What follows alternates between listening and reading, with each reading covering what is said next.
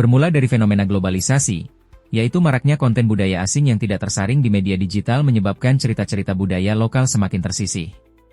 Padahal, cerita budaya lokal mengandung nilai, sejarah, dan identitas bangsa itu sendiri. Hasil survei dari Kemdikbud tahun 2023 menyatakan, bahwa 65% siswa SMP mengaku lebih mengenal karakter Disney daripada tokoh cerita rakyat daerahnya sendiri. Masalah lainnya, materi budaya sering diajarkan secara terpisah, bukan sebagai bagian aktif dari pembelajaran. Dalam dunia pendidikan, hal ini dapat berdampak pada menurunnya kualitas pendidikan, nilai, karakter dan minat literasi siswa dalam mengenal jati diri bangsa. Dalam kurikulum Merdeka saat ini, aktualisasi cerita budaya sejalan dengan dimensi berkebinekaan global dan kreativitas. Namun, tantangannya ialah banyak guru belum memahami cara mengimplementasikannya ke dalam pembelajaran.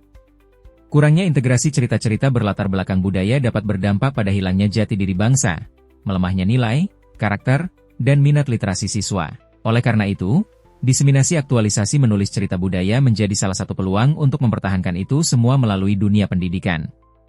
Artinya, program ini dapat meningkatkan kualitas pendidikan secara keseluruhan, sehingga membentuk peserta didik yang memiliki kompetensi yang holistik, karakter yang kuat, dan mampu berpikir kritis serta kreatif sesuai dengan pembelajaran abad 21.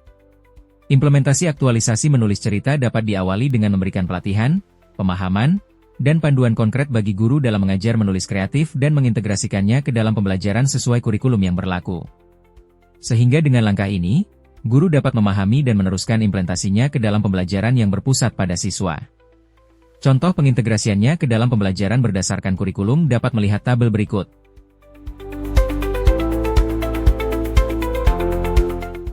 Langkah awal untuk memaksimalkan pengintegrasian menulis cerita budaya ini dengan cara melakukan diseminasi kepada guru, yang nantinya akan mengimplementasikannya pada proses pembelajaran untuk para peserta didik.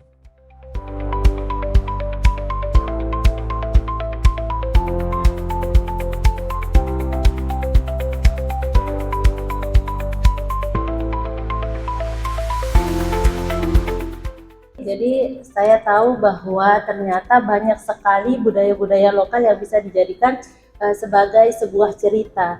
Jadi budaya lokal ini juga ternyata bisa dimanfaatkan sebagai cerita sehingga orang lain pun bisa mengetahui budaya kita seperti apa. Jadi hal itu lebih menarik menurut saya. Terima kasih kepada Pak Ardi. Tadi aktualisasi dari cerita rakyat yang bisa kami terapkan untuk mata pelajaran pendidikan Pancasila sebenarnya di CP kami untuk pelajaran pendidikan Pancasila itu ada materi keberagaman. Di situ memang kami menggali tentang budaya karena ada suku ya. Jadi kita menggali anak-anak untuk menggali budaya-budaya apa saja yang mereka punya, baik itu di lingkungan rumah mereka, di lingkungan sekolah, ataupun dari suku dari orang tuanya masing-masing. Kemudian nilai-nilai apa yang bisa kita terapkan tergantung dari misalnya produk kami, misalnya nanti di akhir kami menggunakan PJBL misalnya ya. Jadi bagaimana anak-anak mampu bekerja sama, tanggung jawab, nilai gotong royong, mungkin itu yang akan kita bisa nilai untuk mengintegrasikan cerita ya, cerita budaya yang ada di daerah masing-masing. Mungkin bisa saya lanjutkan di materi pelajaran saya seperti pendidikan Pancasila, dan ini semua adalah suatu gambaran secara umum. Ya, sangat pas disampaikan, terima kasih. Setelah melakukan diseminasi kepada guru, langkah selanjutnya yaitu pengimplementasian menulis cerita budaya pada pembelajaran yang berpusat pada peserta didik yang sudah disesuaikan dengan capaian pembelajaran.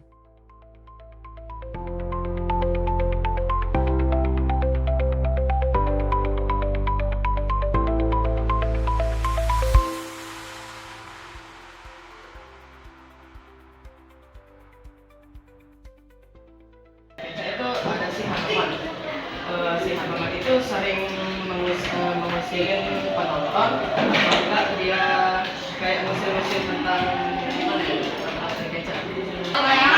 tradisi itu benar-benar dari keluarga kami, yaitu seperti layangan topeng, jarang, bebean, lempuk, pokok. Anak-anak adalah tradisi untuk menghormati dewa, yaitu Raleamon, karena sudah memberikan hasil panen yang bagus. Apakah kegunaan keris? Oke. Hasil dari diseminasi aktualisasi menulis cerita budaya ini meningkatkan kreativitas guru dalam pembelajaran, meningkatkan literasi di lingkungan sekolah, terciptanya pengetahuan-pengetahuan baru dari cerita-cerita budaya yang heterogen, mencapai tujuan pembelajaran yang kognitif, afektif, dan psikomotorik yang berpusat pada siswa, dan menanamkan nilai dan karakter yang kuat sehingga terbentuknya peserta didik yang memiliki kompetensi yang holistik, dan mampu berpikir kritis, serta kreatif sesuai dengan pembelajaran abad 21. Dengan diseminasi yang tepat, aktualisasi menulis cerita budaya dapat berkontribusi pada pembangunan karakter bangsa dan terciptanya ekosistem pendidikan budaya yang berkelanjutan melalui dunia pendidikan.